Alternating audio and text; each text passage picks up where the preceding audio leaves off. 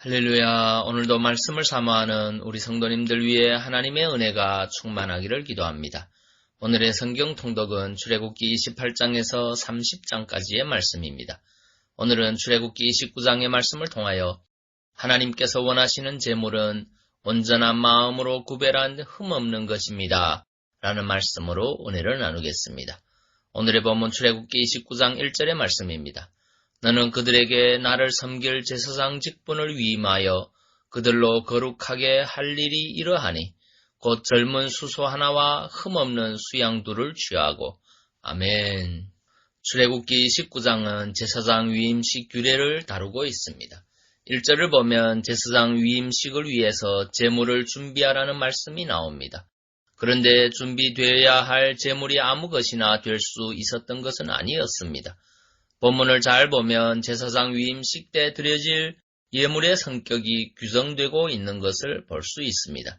어떤 예물이어야만 했습니까? 젊고 흠없는 것이어야 했습니다. 젊고 흠없는 것이란 완전하고 최상의 것이라는 뜻입니다. 즉 하나님께서는 백성들이 가지고 있던 짐승들 가운데서 가장 최고의 것을 원하신 것입니다. 하나님께서 제물이 탐이 나서 그런 것이겠습니까? 아닙니다. 만물의 창조주이신 하나님께서는 부족한 것이 없으시므로 결코 인간이 가진 것을 탐내실 분이 아니십니다. 단지 하나님께서 완전하고 최상의 것을 요구하신 것은 제물을 드리는 자로부터 최상의 것을 구별하는 마음을 받기를 원하셨기 때문입니다. 그렇습니다. 하나님께서는 제물 자체보다는 그 제물을 드리는 자의 온전한 헌신의 마음을 받기를 원하십니다.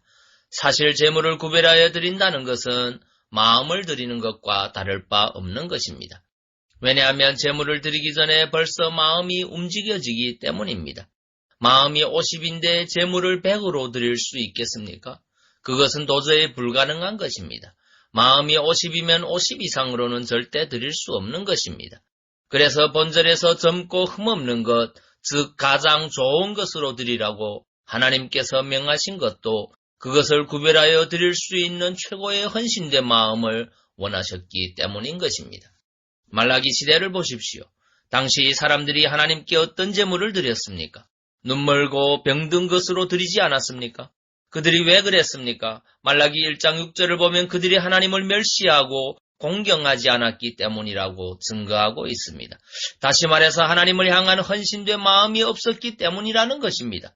그러니 당연히 그런 흠 있는 제물을 드릴 수밖에 없었던 것입니다. 하나님은 그런 제물을 기뻐하시지도 않고 받으시지도 않겠다고 말씀하셨습니다. 왜냐하면 그들이 제물 자체보다 마음을 더 원하시는 하나님께 헌신되지 못했기 때문입니다. 그러므로 우리는 하나님께 제물을 준비할 때 흠없고 온전한 것으로 준비하여 드려야만 합니다. 제물이 어떤 종류의 것이냐 하는 것은 중요치 않습니다. 또한 제물의 많고 적음도 전혀 문제가 되지 않습니다. 그런 것에 관심을 두고 영향을 받는다는 것은 벌써 자신의 마음이 하나님께 온전히 헌신되지 못했다는 것을 드러내는 것입니다. 우리는 양심에 꺼리낌 없이 내 형편에서 내 마음 중심을 다한 제물을 흠없고 온전하게 구별하여 드리면 되는 것입니다. 그러면 하나님은 그 제물을 받으시고 축복해 주실 것입니다. 언제나 온전한 마음으로 구별된 예물을 하나님께 드리는 신실한 성도님들 되시기 바랍니다. 말라기 1장 8절의 말씀입니다. 만군의 여호와가 이르노라.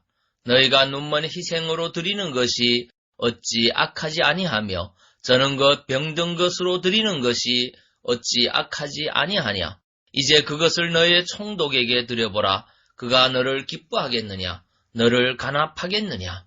아멘. 기도하겠습니다. 사랑의 주님, 하나님께서 원하시는 제물은 온전한 마음으로 구별한 흠없는 것임을 깨닫습니다. 주님 앞에 나아갈 때 온전한 마음으로 드려질 수 있도록 성령께서 우리의 마음을 주관하여 주시고 이끌어 주시옵소서. 예수님 이름으로 기도하옵나이다. 아멘.